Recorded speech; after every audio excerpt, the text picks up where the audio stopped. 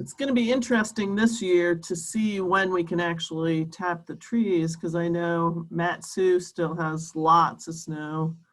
Anchorage still has lots of snow. We usually think around mid-April we're going to get started, but I'm thinking it's going to be pushed back a little further than that.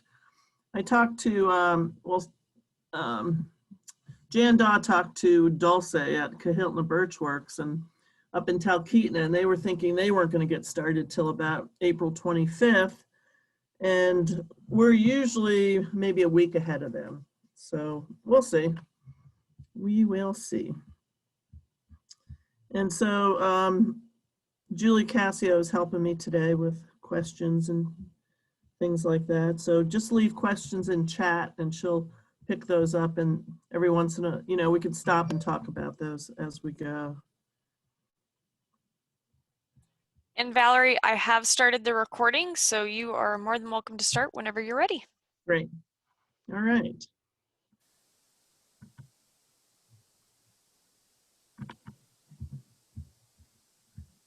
Isn't it going now?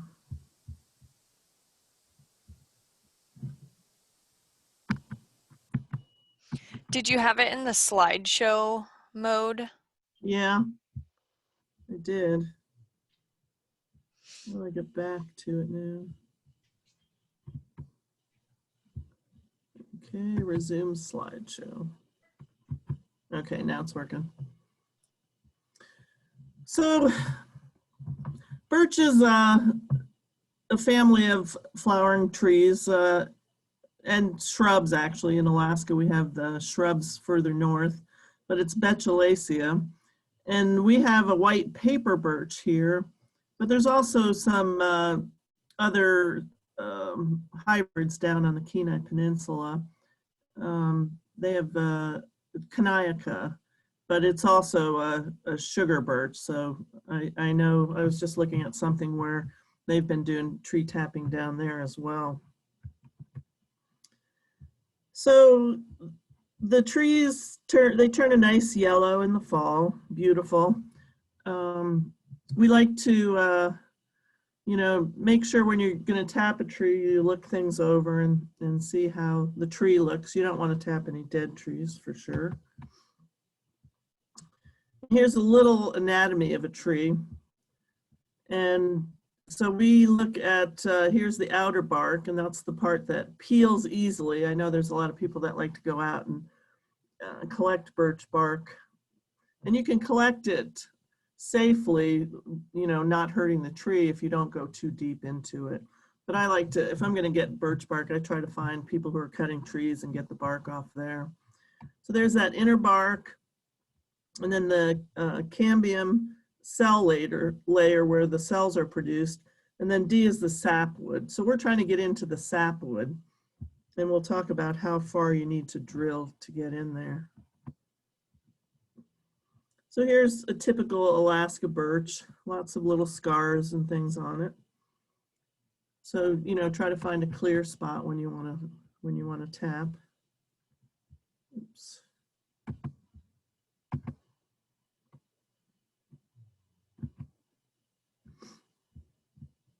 And there's different ways to collect it, but make sure you use food-safe containers. So these are some white buckets that you can get at, I think Home Depot, maybe Lowe's has them. And Alaska Mill and Feed probably, you guys probably have these as well, I suspect. So yeah, we do have them. I think we have them in a 5-gallon bucket. Right. Yeah, and the 5 gallon's good too. Depending on the year, it's a high snow year, so there might be more sap coming out. And I typically get 1 gallon, sometimes even 2 gallons from a tree. So there's been a lot of a little research done in Alaska. We had a grad student, Kimberly Marr, who showed that 3 years of consecutive tapping of the trees doesn't affect the growth, but only put in 1 tap hole per tree. And tap where you're comfortable, collecting everything. So 2 to 4 feet off the ground is pretty good. don't use the same tap hole every year. Make sure you vary that. And so these are her best practices, and we'll go over these a little bit more later. And she says tap a tree for about 5 years and give it a break for a year or two.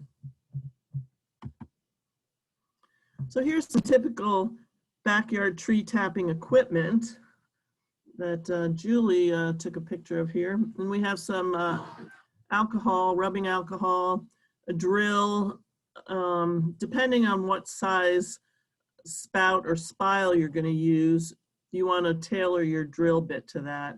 And I think we typically use a 1/2 inch one, but you can pick up, I think they have the spile. This white thing on the bottom is one of the spiles. We like the more polypropylene plastic ones because the birch is a little more acidic than maple syrup. Maple syrup typically used to use a lot of stainless steel, and you can still use it because it's not in there for very long, but we like these polypropylene ones. A hammer to hammer it in. You know, first you drill the hole and, you know, you'll put this in. You want to keep things sanitized. So when you're going from tree to tree, just sanitize that drill bit each time, just so that you don't transfer any disease from tree to tree if there is anything out there. So generally mid-April in the Matsu, and you know, Anchorage could be a little bit earlier for those of you. Kenai is probably even earlier than that, but mid-April, and you usually have to wait until the bottom of the tree is bare, and there can still be snow on the ground, which is fine because it's a good way to store your sap. You know, if you have a big snowbank, you could just store it in that. Just watch out for moose that like to tip those over. And so typically mid-April, it could be a week or so later this year. You want to really look at your trees and look for a healthy crown.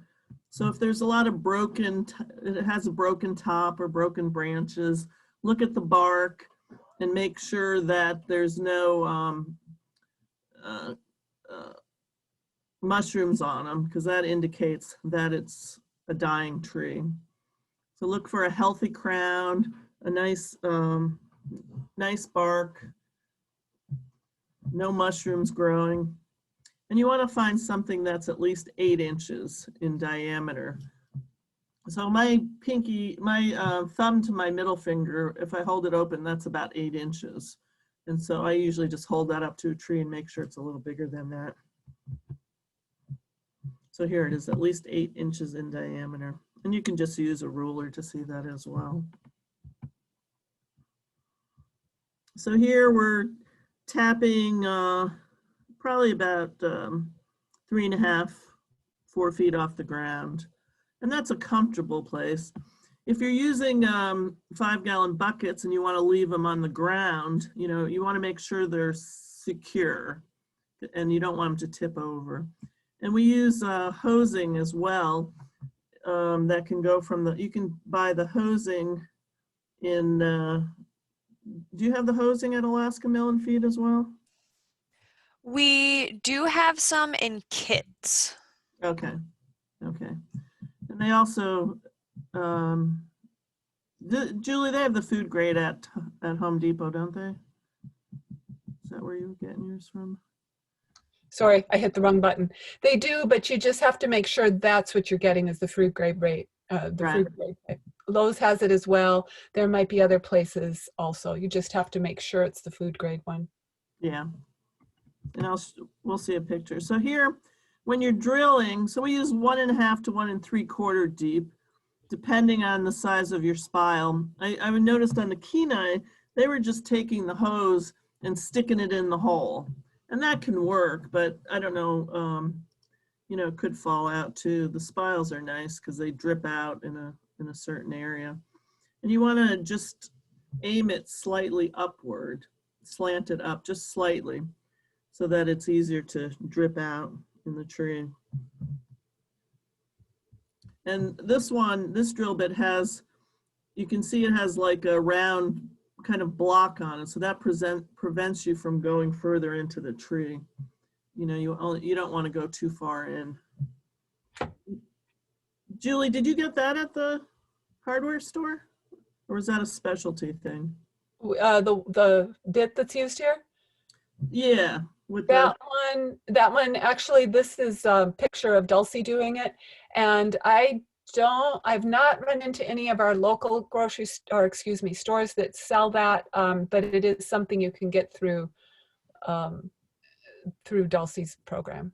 And I don't think Alaska Mill and Feed, do you carry that one? Which one were you referring to? The bit that's being shown in this picture? The drill bit? No, that is not something we carry. We just have the sap spouts and the like little metal sap spout drivers, but we Okay, don't have the drill bits. okay, and another question was, do you sell any of the propylene sap taps? No.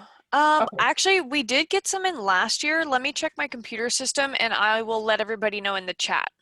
Yeah, because I think I asked you guys to, you know, to stock those, because those are the best ones to stock. So I thought you did get some in. Yeah, we got some in last year from a newer brand that we hadn't carried before.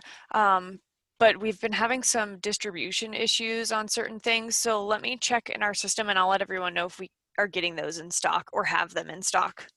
Okay. And when you check them, please tell us what the size of them are. Usually 7/16 inch is what we recommend, but because that seems to do best, and I'm sure that we'll talk about this, Val will talk about this in a minute, but the 7/16 inch is what we recommend, and the bit that we're showing is a 7/16 inch bit. You may have another version of the 7/16 inch bit that works, maybe not as well as this, but it does if you're not going to be tapping too many trees, but just keep in mind it has to be the right size. I will make sure to include the size in there as well. Thank you. So you drill your hole in, and then you insert your spile. And I like these because they have a little hook on them. You can hang your bucket, or you know, you could even do bags with this. But once it gets heavy, it's kind of drags the bag open, and I try to keep it so I don't get too many bugs in there. I mean, you can strain it out, it's not going to hurt it. And so then you just hammer it in until it's secure. So here's some different ways of doing it. And, you know, if you have water jugs are good, the 1 gallon ones, if you just want to do a gallon. And just make sure you sterilize those before you clean them. Just a little bleach water is good, and let them dry out. And here's the bucket. This is a 5 gallon one. And then here's the bag. And you can use these bags, but we always tell people reinforce it with duct tape if you're going to do that, because they get pretty heavy. You know, a pint's a pound, so a gallon is 8 pounds. So it gets pretty heavy. And it's a good idea to collect your sap in the morning and then collect it again at night. And I like to make sure it's a little shade, it's not right out in the sunshine. You can tap anywhere around the tree. Although someone told us that if you can find a rib, it's good to tap in that little rib, and it's just a little, looks like a little it protrudes the whole way. And it looks, you know, like just a little extra rib or something. I don't think we have any pictures of it in here. So here's some more bags and buckets. If you're going into major production, you can also use lines. And this is what Cahiltna Birch Works use. And it works best if you have a slope and you can just use the gravity feed. But if you don't, like, they use pumps to pump it down. And apparently, you know, they haven't caught too many moose with it. So here's an old hole. And If you want to plug it, make sure you plug it with something that's sterile, but you don't need to plug it. It's going to plug up itself. So you'll go till the end of the season, and you can tell as soon as the leaves start popping out, when they get to, what was it, a squirrel ear size, the sap will start getting a little musty, and you know that it's done. You don't want to collect that musty sap.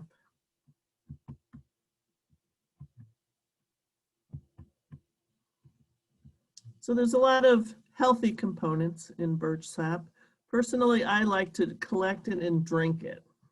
It's very tasty. It's kind of has a bright taste to it. So it's got some fructose and glucose and fruit acids, amino acids, vitamin C, you know, all of these good minerals in them.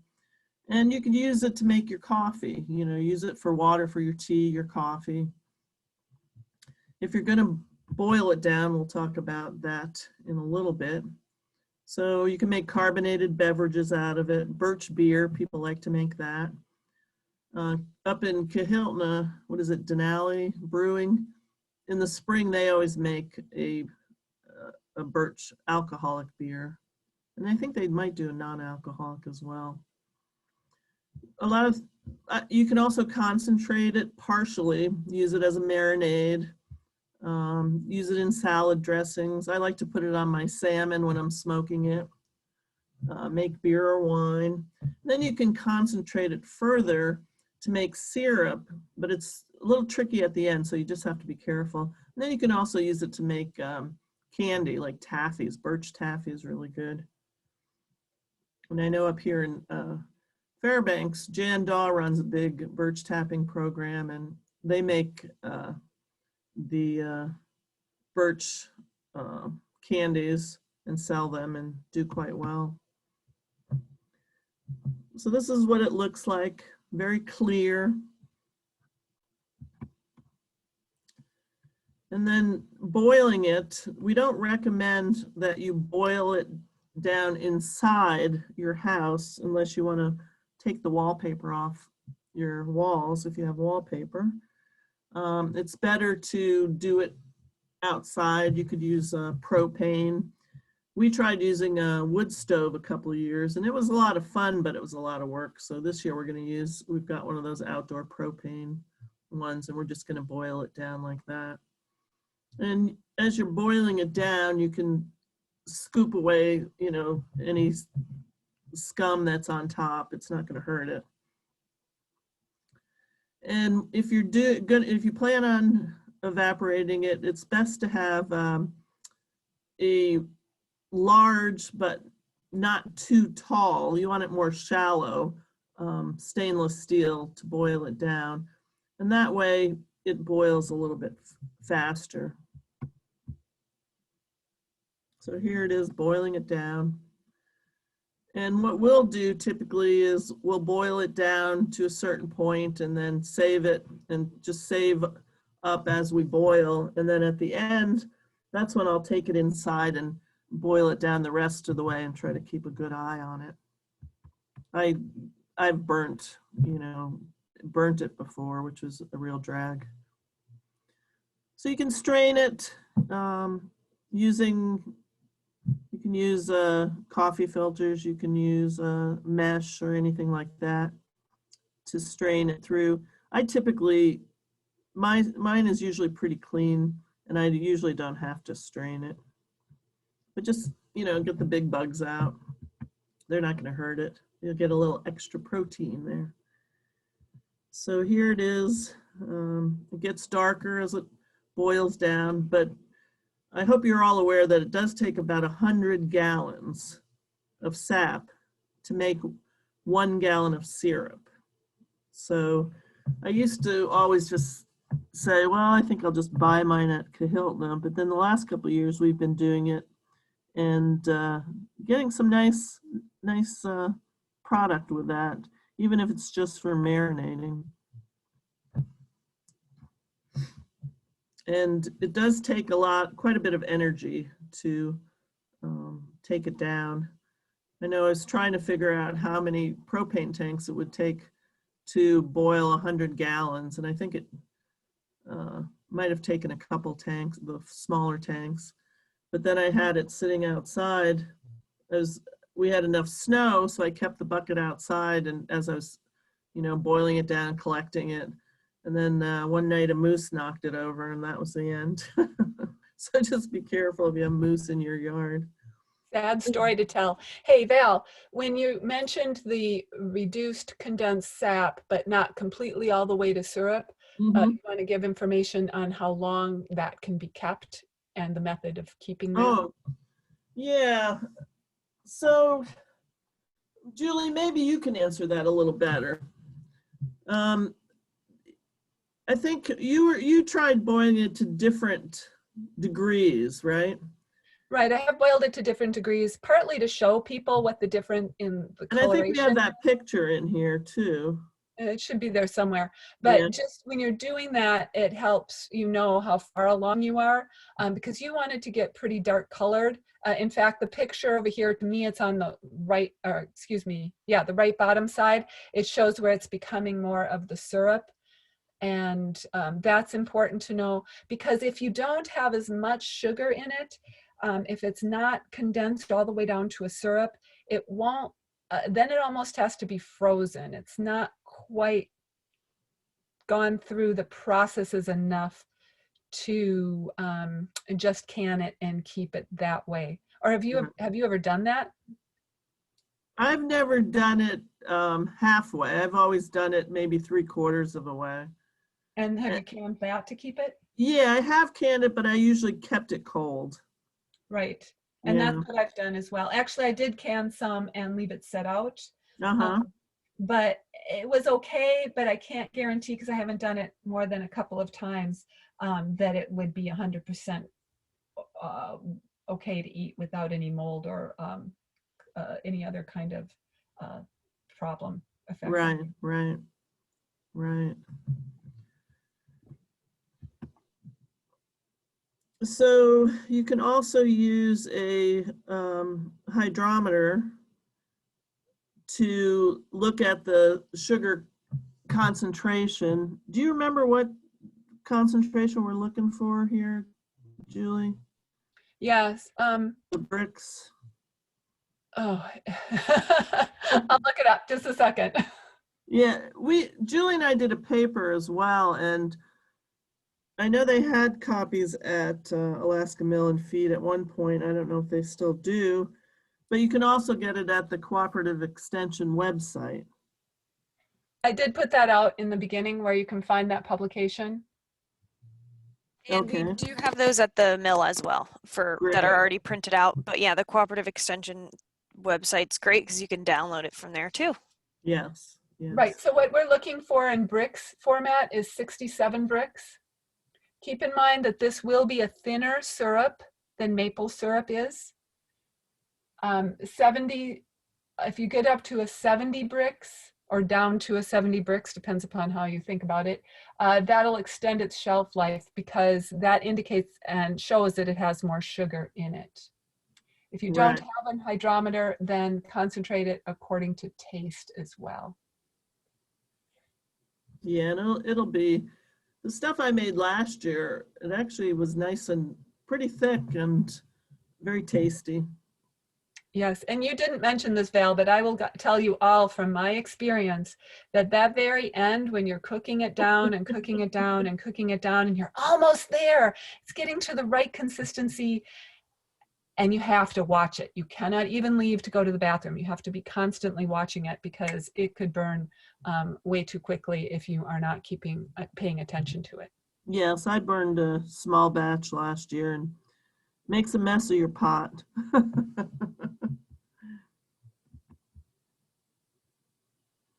So here's, this is when Julie was boiling some down. And you can, whatever size operation you're going to do. Most people just like to tap a tree or two and drink the sap. And, if you want to cook a little down to use for different things, it's great too. So here's what the birch syrup looks like. I know Kahilna Birch Works, they use reverse osmosis to get rid of about 15% of the water. And they can come up with lighter syrups. And their first run is usually their lighter one, I think. And then they get different degrees. So they have like A and B grades, and the highest one, I forget what they call that one. But if you get up to Talkeetna, they're just on the road into Talkeetna, I think it's about a mile down on the right. And they have a great operation there, and they'll take you on a little tour and show you how they do it. And they have all kinds of products that they make and sell there. And they even make wonderful ice cream. So I always have to stop by for an ice cream. So the reverse osmosis reduces the water content.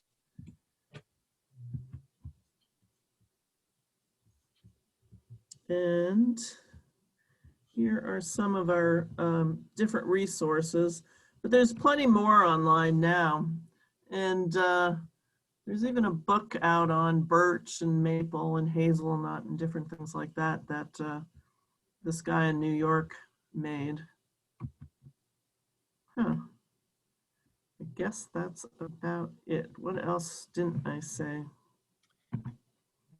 I will mention too that if you want a little bit more info or additional information, very much exactly what Val just shared, is if you go to alaskabirchsyrup.com, it will have information on tapping instructions as well. So do we have questions?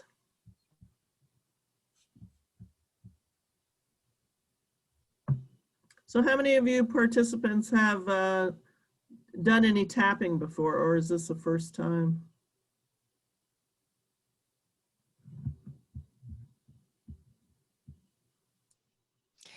And everyone is muted right now, so feel free, if you want to join in on the conversation, you can go ahead and unmute yourself as well. Right. So a person mentioned that she's done maples. Oh, one has done done sap tapping in Dillingham for 3 years, another in Willow. Oh, wow. And I want to emphasize the difference between maples and birch sap. There's definitely much more sucrose in maple sap, and you don't need the same amount to make syrup that you do with birch sap. And did you mention this, Val? I may have been reading. I mentioned the birch, but the maple, it only takes 30 to 40 gallons of sap to make 1 gallon of syrup. So it's a lot sweeter than the birch is.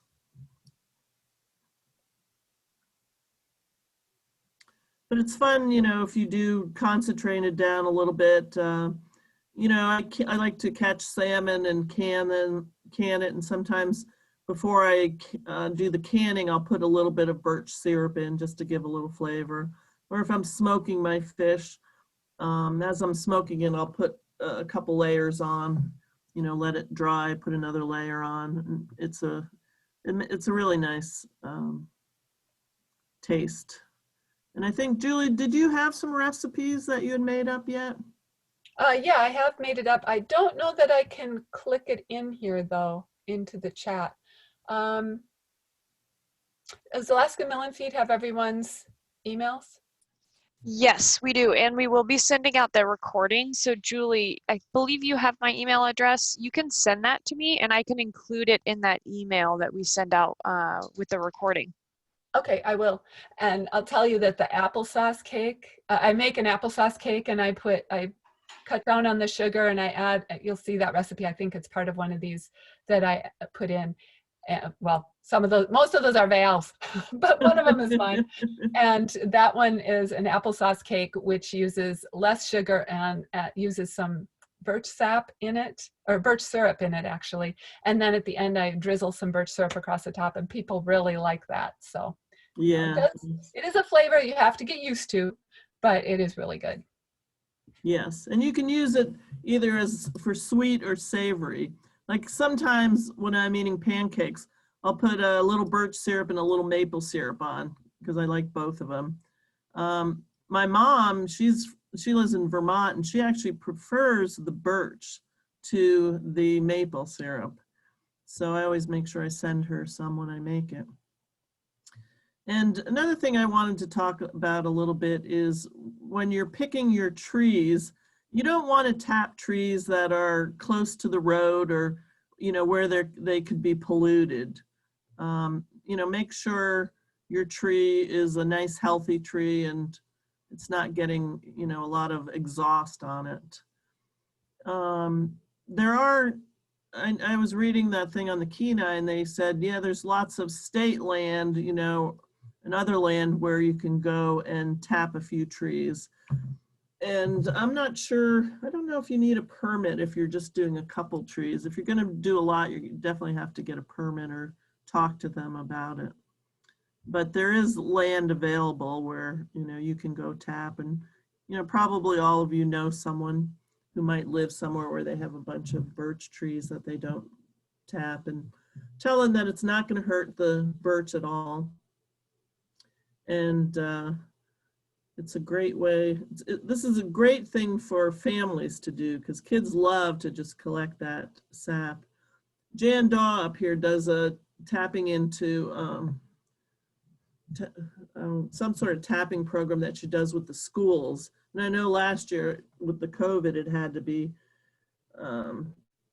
modified heavily because they couldn't do what they were doing the years before. But she'll go to different schools where they have a lot of birch, and they'll tap trees and measure how much they get from each tree. And then she's got actually a cooker for doing sap, and so they'll boil it down and make syrup for the kids. So it's a really nice thing to do. Some people ask me if you could tap aspen or cottonwood trees, but you're not going to get anything good that I know of. I wanted to ask this one person that said she was going to do it, but I never saw her again. And I know you can tap hazelnut trees, which we don't have, of course, but elsewhere they have those, and different nut trees you can do. But the birch we have a lot of birch in Alaska, and the birch we have, the natural birch it's all a paper birch, a sugar birch, where you can tap that tree. You can also get chaga off of the birch, so if you're looking around, if a birch has chaga on it, you don't want to tap that tree because that's eventually that tree will die because of that chaga. But people collect it. You can collect it and collect it for many years before the tree will die.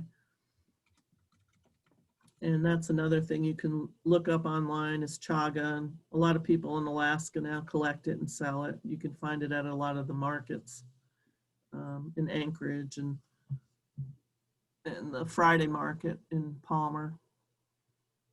So, but there's probably 5 or 6 or 7 different markets down in Anchorage now. And I think they're all going to get going this summer again as people are getting vaccinated and trying to reach that 70% vaccination rate. So a question, Val, is yeah. Are front yard birch trees an okay idea in Anchorage or not? I don't know. What do you think? Well, my input on that is what is going past the trees? Are they close to the road? Would they get a lot of what do vehicles give off? Yeah, the exhaust, right. Exhaust on them? Yeah, that's what I would say too. Right. Or is there any pesticides that are used in the areas around your lawn area or your area where the birch trees are growing? The pesticides are used because that can be a problem as well. Yes, you don't want to tap trees that have been hit with pesticides near them or anywhere. But if you're out, Anchorage has a lot of semi-rural places where, people have trees growing and it's far enough away from the road. So, sometimes you can do that for sure. The other aspect to consider is where your tree is sitting. Does it focus toward the south, toward the north, east, west? Is it shaded? Is it open to the sun? Makes a difference in what you choose, which part of the tree you choose to tap. It will come sooner in the area of the tree that's facing toward the sun, but it also means that as the weather gets warmer and the sun is out regularly, which is nice, I love that, but when it's coming through the sap and into your bucket, it can make it too warm, and that means that it won't last as long. So if we can keep it cooler, then the sap will be in better condition and healthier. Right, right. And sometimes you can tap on the south side, and if you use one of those hoses, just, you know, it's long enough to go around the back into your bucket, and you can collect on the back side of it. So, but you can collect sap on any side of the tree. Just make sure your bucket's not in full sunshine. And if it is, just collect it more often, you know, if you don't have an option for some reason.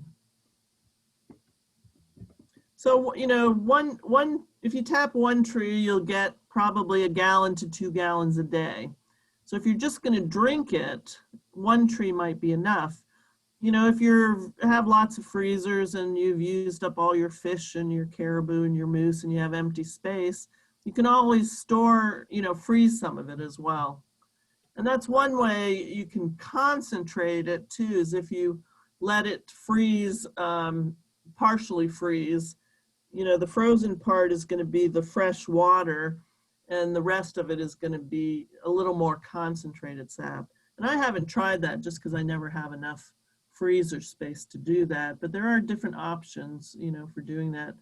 And I know some people like to store, you know, a few gallons of the sap just so they have it to drink for a while. Another question that's come up is, how do you know when to start tapping? Do you need certain daytime, nighttime temperatures? How does that all work? Well, I know up here in Fairbanks, Jan was saying that if she had, what was it, three or four consecutive nights where it was 40 degrees, the sap would run. On the Kenai, they were saying if you break a twig, you know, you can tell because there's a little bit of moisture in it. What I typically do is wait until the trees are mostly exposed. There's not a lot of snow around the base of it. And then if it's, you know, been warm for a few days, I might tap one tree and check to see if it's flowing. And if it's not flowing, then I will wait another day or two and check it again. But I'm thinking, you know, probably not mid-April, but more like the 3rd week in April might be a good time to check. But it doesn't hurt to, you know, to tap a tree, and then just, you can leave it open, and then if you want to use it, just tap it again. And one thing when you're drilling, don't use the reverse on your drill to pull it out. Just keep it on forward as you're pulling it out, because that'll pull all of the wood out that you've just, you know, drilled into, and that'll keep it from clogging inside that spile.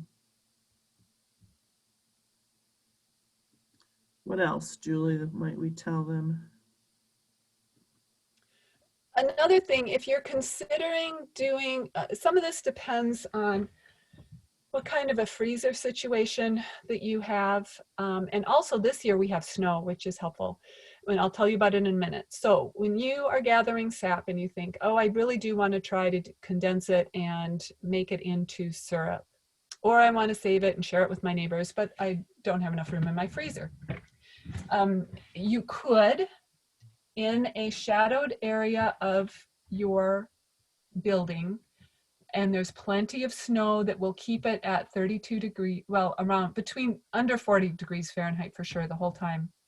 You can store it in a covered food grade container there for a couple of days, or in your refrigerator. Refrigerated temperatures is what I'm talking about, but only for about 2 to 3 days maximum, because at the end of that time, it can become yeasty and cause problems. So you want to drink it clear before then. If you're not going to be keeping it, if you don't want to keep it that long, of course, freeze it, as was mentioned earlier. But that takes up a lot of space. So if you want to condense, and if you have that, that's great. But if you want to condense it, because maybe you're going to try either condense it down and use that condensed version for something, or if you want to make it all the way to syrup, I recommend that you do it at least every day if you can. That means condensing it down as far as you can, or every 2 days, gathering the amount of sap that you have and condensing it down as far as you can. And then keep that in a cold location. That will keep a little bit longer because a lot of that excess moisture has been dispensed, has gotten away during that evaporation process. And it helps to keep it for longer, safer. There's more fructose and glucose that's coordinated, not very much. You still have to continue processing it down. But if you do it in stages, separate it out, once you've done that condensing for that amount, maybe that days or that 2-day amount, and condense it down, then refrigerate it. And then at the end of that processing time, within 2 weeks, put it all together and boil it down further. I recommend that because it gives you a lighter flavor. Would you agree with that terminology, Val? You might have better terms over that time period, because the other option is each day condense it down, and then the next day take that condensed version and the new sap and put it in and cook it down. The next day, take all that you've already condensed, put the new sap in it and condense it down.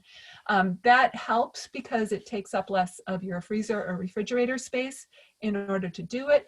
However, it also cooks it longer, and so it gives it more of a cooked flavor. Yeah. So I thought I would give you a couple of options. So any questions on the way I worded it, please ask. Yeah, so one thing that we have done is, we have a big stainless steel pot, and we'll just keep adding birch to that all day. It might hold 20 gallons or 10 gallons, whatever. So we'll start cooking it down and then add more, cook it down, and we'll do that most of the day until we get something that looks, that's dark. And then we'll pull that aside and keep it chilled until we're ready to take it all the way down to the syrup.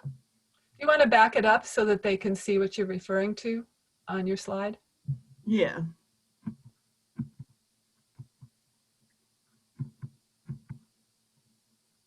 That's toward the end there. Well, that's even toward condensing it for a long time, after condensing it for a long time. Right.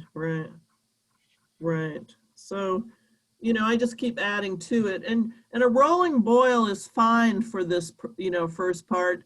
The steam coming out is all the evaporation. So, if it's steaming, you're boiling it down, and, just don't get it so hot that you're, a rolling boil, but you can, boil it down pretty hard, and you'll get a little darker birch, but I like the dark birch myself. And I make scones too with my birch sap. I put it in the scones, and then I make this pecan bourbon birch scone, and I put some of the birch in the actual breading, in the scone part, and then I make a topping for it. And I'll put some bourbon and some birch in, and maybe a little brown sugar if I need a little more, and then cook that down so it's thick, and then I just spread that on the top, and it's really good. And I did send that recipe out. All right. You should send me those. I don't think I've seen them put together yet. I think I have, but I'll send it again. I'll send it to you. Okay, thanks. But Brooke has it, so she'll share it with everybody. Great. Yes, I did get that email. Good. And I wanted to emphasize to everyone too, note the picture here, the one on the left, how it's getting that little foaminess on the outside edges. Have some kind of a open bottom spoon that you can use to take that out and take it off. And you're going to cook it and cook it down and take all those off. These are really clear edges on this particular picture that I took of the can that, or the pot that it's in. But you will also notice that sometimes on that outer edge of the pot, it's going to collect some of that debris that comes with cooking it down. And you want to, that's why, and I'm going to have you move about 3 forward, I think, Val? Yeah. Well, that's toward the end. One more. Oh, okay. One more. There we go. Over on the left, it's putting it through a filtering system. And you'll have to do that after you do the first condensation. If you're going to keep it for a little bit longer, filter it through here. And then toward the end, and this is not toward the end, this is still in the midst of condensation process, but you have to do that filtering because it takes out the niter sand, which is kind of these little crunchy bitlets that are in there. It's not there to hurt you, but it's not one that you want in your sap to make sure that it's good and smooth coming into a concentration or into a syrup. And so what type of filter you use, this is a larger amount. I think there might have been about 50 gallons of sap that I used for this condensation, getting it down to level. And so I was able to use a larger colander with a pretty good size filter in it. You might have a smaller version if you're starting out. Maybe it's like the first time I did this, I only had 16 gallons of sap that I condensed down and ended up with like less than 8 ounces of syrup from the end process of that. But so I needed to use smaller filters. And in fact, I used our coffee filters and held it in a small strainer so that it wouldn't crunch down. It would actually filter out the niter sand that was involved in it. And you can use cheesecloth too, a couple layers of that. I think we'll take that out as well. Preferably it's the cheesecloth that is called a butter cheesecloth because it's thinner. It's got very tiny holes in it. Right, right. Use any kind of a muslin, that would work as well. Before you start though, my advice is to moisten them in boiling water first, squeeze it out so that it's just damp. Because if you don't, then what it's going to do, if it's dry when you start with that filtering process, it collects some of your moisture and you want that moisture to go through it. So right. making sure it's damp is helpful. And the boiling water, of course, that comes from my part on food safety. We want everything to be clean and sanitized before we begin using it. Right. Any other questions?